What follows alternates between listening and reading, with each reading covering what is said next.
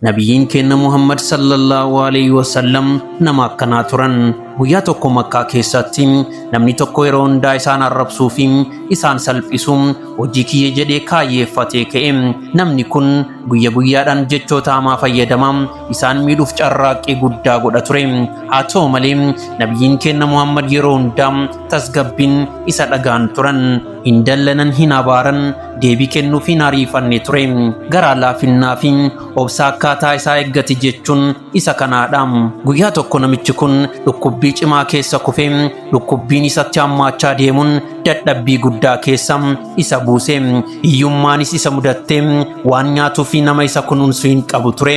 Yeroo kana Nabiyyiin keenya Muhammad namni kun baay'ee dhukkubsachuu isaa dhaga'anii gara mana isaatti deemuun isa gaafatan. Namni inni yeroo hundaa tuffachaa fi arrabsaa ture har'a garuu gaafa inni dhukkubsatee kufee hiyyoomatee namaaf fira dhabe rakkoo guddaa keessa yeroo seene kanatti Nabiyyiin keenya Muhammad imimmaaniin garaa laafinnaan jechoota tolooluun isatti dubbatan. Namichi kun afaan waan hin qabnee fi dhageeffachuu hin dandeenye. Akka malee qalbiin isa raafamte.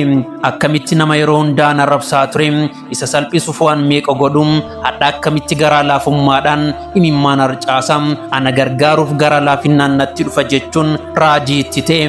Guyyaa sana booda namichi kun jecha Nabiyyii keenya Muhammad sallallahu alaihi wasallam dhagahee gara dhugaa deebi'e. Amantiin Islaamaa araaraa fi obsa irratti kan ijaarame ta'uu isaa hubate qalbii isaa jijjiiree Nabiyyii keenya Muhammad irraa haqaa fi dhugaa isaa argee gammachuun islaamummaa fudhate.